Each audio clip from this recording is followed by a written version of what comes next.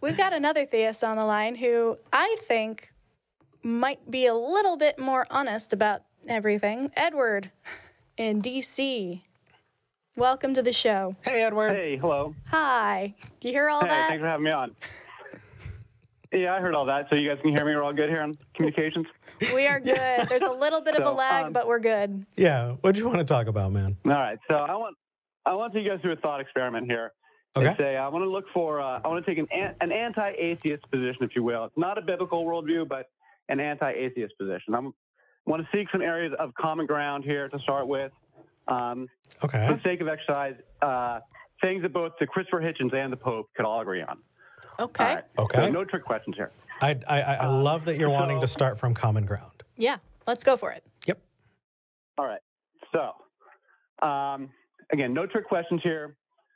Can we agree that we live in a universe, that the material universe that we inhabit, this is a real thing? Like, Sure. that we do live in this. Yeah. Again, no trick questions here. Yeah. We do live in a universe, right? Most of us would agree with that. Yeah. To the best of my knowledge, it would really freak me out if I found out otherwise. But yeah. Yeah, sure. We'll grant that one. Yeah, for practical purposes here. Sure. Yeah. Sure. All right. So, and so for some mysterious reason, we don't know why, but for some inexplicable reason, this universe came into being. I couldn't tell you why. I don't know why. I don't think you know why. I don't think anyone else knows why. People make all sorts of claims, but the only thing we can say for sure is that for some mysterious reason, it all came into being. Can we agree on that? Would Christopher Hitchens agree with that? So I think that that's an assumption, and I personally kind of reserve judgment simply because that is way outside of my pay grade. But that's. I mean, my point is, it's a mystery. We don't know. Yeah. Sure. I make no claims of knowing. I don't know, but it did come into being for some mysterious reason. Interesting. It says that you're a believer in our notes, but you're saying you right. You don't. Okay. No, I haven't finished my thought experiment here. Okay. All right, so we're going on. So, for some mysterious reason, the universe came into being. Now, we identify culturally speaking, collectively speaking, we have a tradition, regardless of where you come down on it personally, but there is a human tradition of identifying this mystery, personifying it, and calling it the Father. This is a human thing that humans do as a expression of the human mind, expression of the human psyche, of our collective cultural psyche. There is a human tradition that's pretty widespread. I don't want to say everybody does it, but it's pretty widespread and it's pretty ancient. Yeah, it's actually of calling it the Father. Well, that's the one part I would push back on. I agree with you that culturally, historically, for pretty much as long as humans have existed and could function as like intellectual beings, there was a push to explain the unexplainable through religion and through gods. I would push back on the Father bit just because initially when religion first kind of came about, it was very maternal, so it was mother for a long time. And there are a lot of polytheistic religions as well. You're anticipating my next point here. Well, anticipating my next point. All I'm saying here is that I'm not going to grant the Father bit, but I'll grant the other stuff. Yeah, I think that... And I'm only trying to make the point that there is a cultural tradition of calling Father. I'm not saying it's 100% universal, but there is a cultural tradition. There exists a Western tradition of ascribing the unknown to some patriarchal figure, sure. Go ahead. And specifically to the Father. All right. Well, and so then we can have the conversation whether this is an important word, apparently. believe in said Father. Okay. No, it is. The Father is an important word. So I can ask you, then we can have this whole conversation, which you guys like to have. We don't actually have to have the whole conversation, but I can ask you and you can ask me, do you believe in the Father? And then I can give all my reasons and you can give all your reasons. This is a conversation that people have, that people have been having for a long time, right? Mm-hmm. All right. And so you can give your answer, yes or no, if you believe in the Father. All right. Let's, for the sake of argument, do you believe in said Father, personally? Do I believe that such a Father exists, or do I believe that there are people who believe in the concept? That's a good... No, we already established that the tradition exists. Right. The question is whether you personally ascribe to the fact... No, I don't participate in that tradition. Yeah, neither do I. I used to. All right, fair enough. Yeah. Yep, fair enough. Yep. All right, so then the next question is, all right, so we said, all right, do you believe in Heavenly Father? God, etc., and you say no, but the next question is, do you believe in Mother Earth? Do you believe in Mother Nature? That's the same Simple question. Do you believe in Mother Nature? It's the same question to us.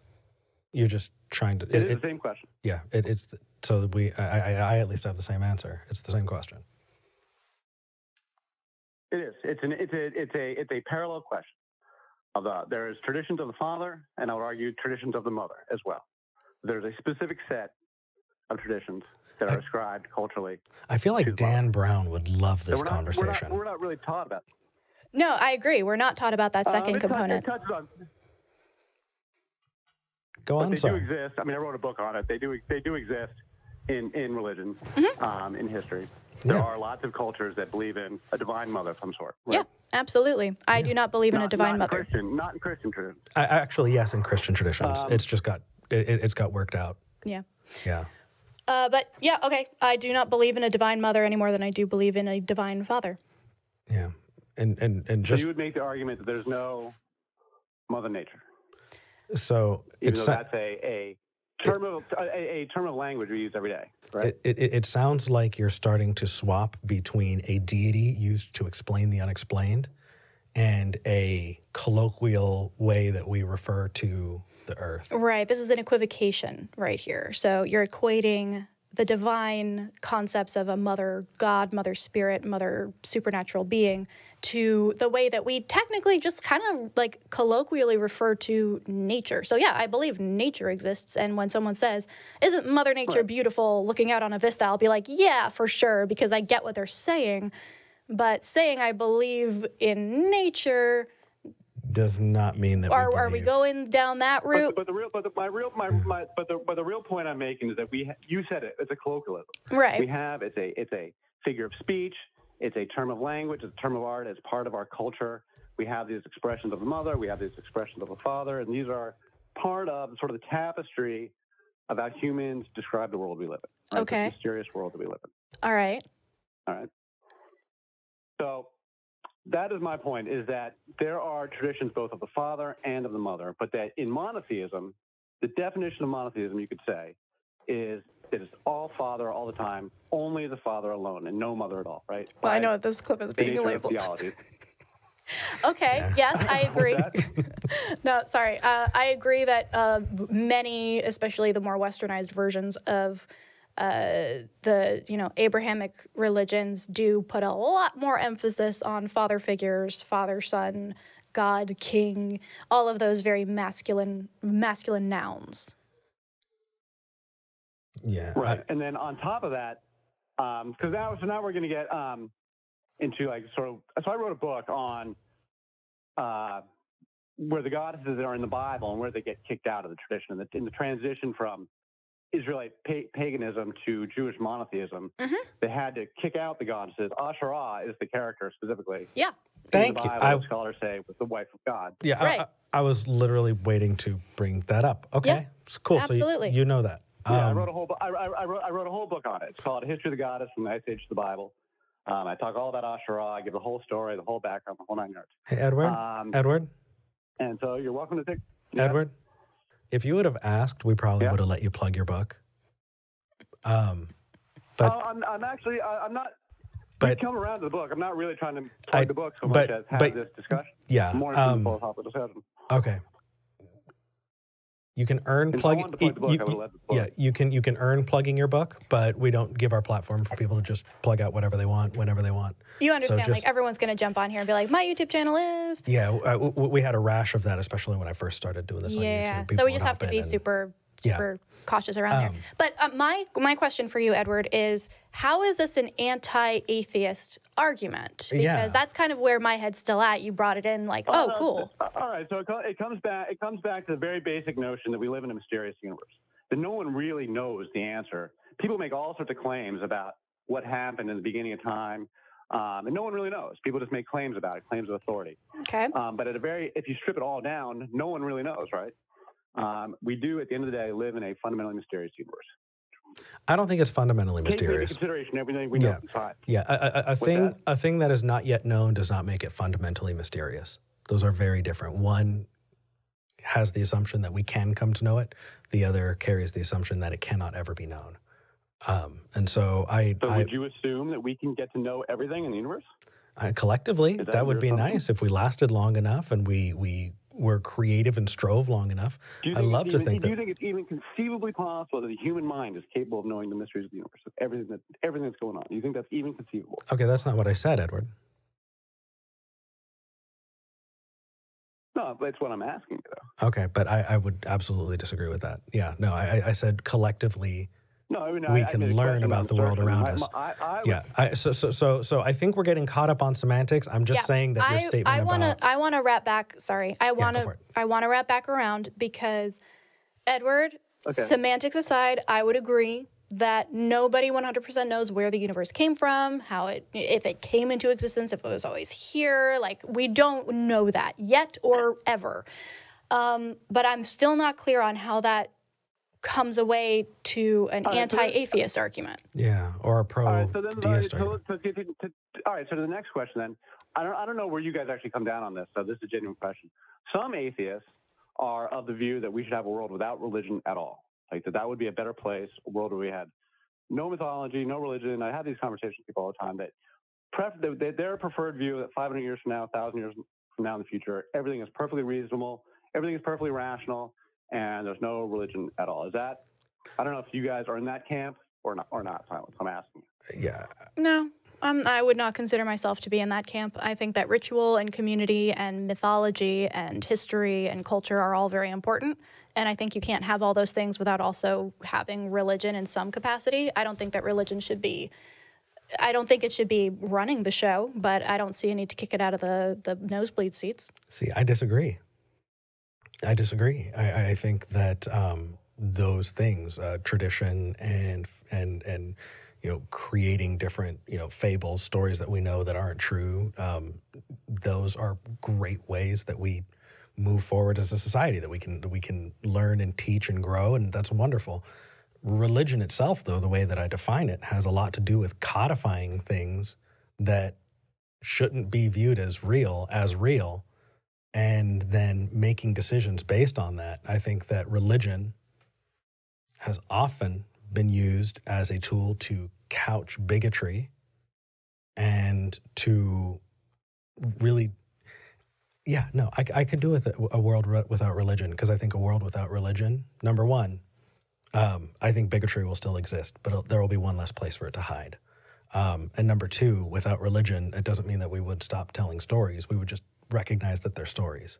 Also, I want to push back on the idea that a perfectly rational world, scientific world, non-religious world would somehow have less bigotry. This is the issue.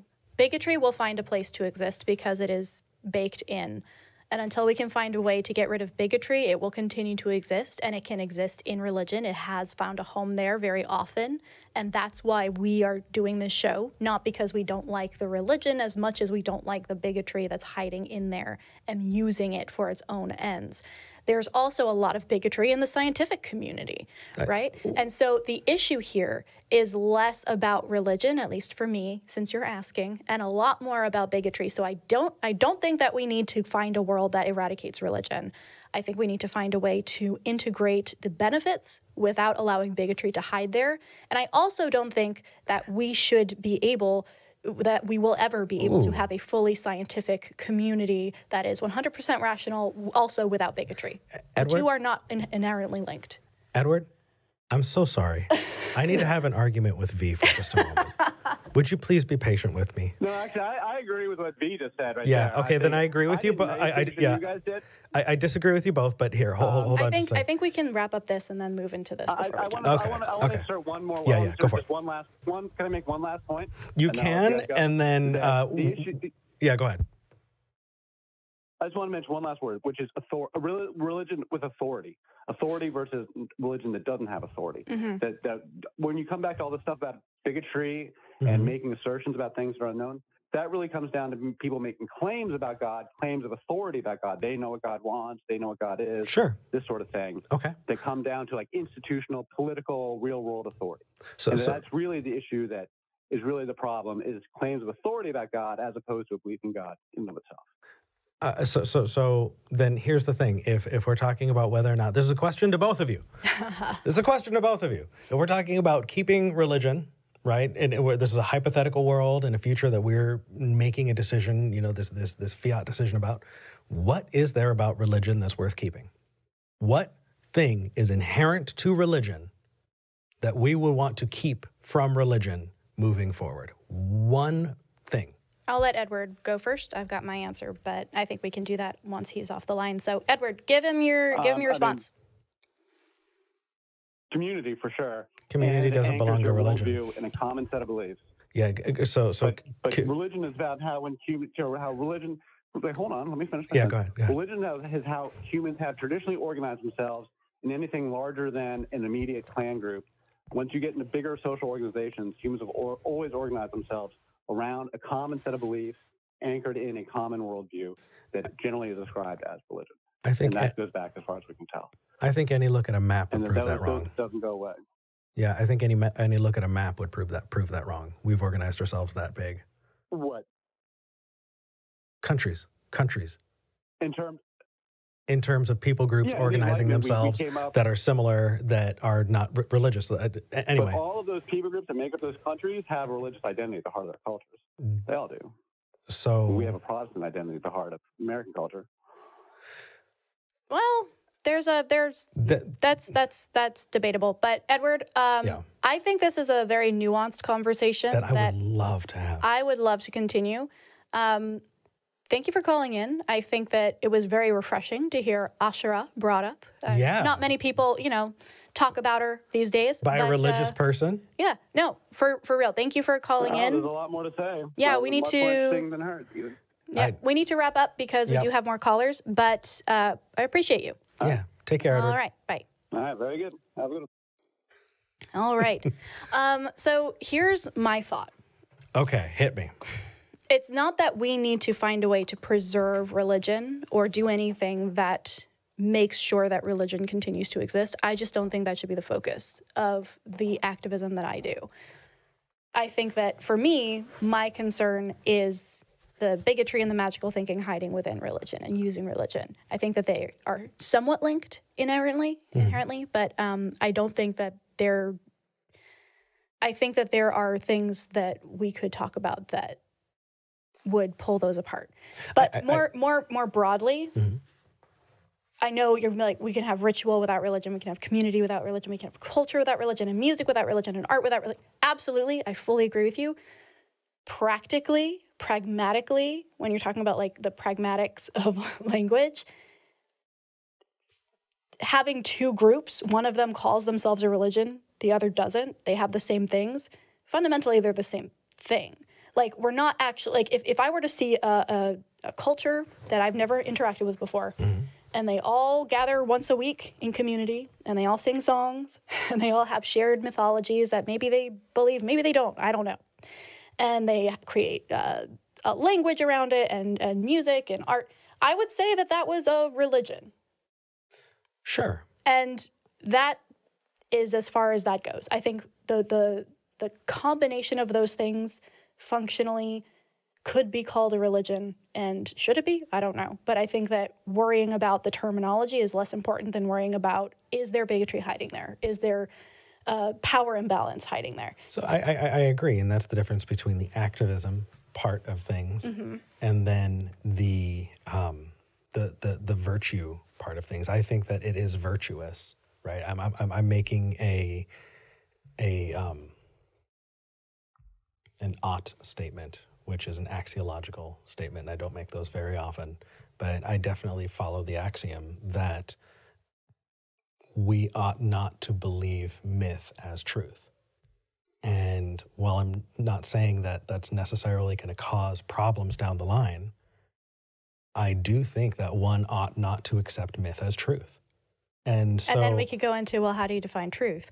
But that is another conversation for another time. Agreed. Because we do have a lot of callers.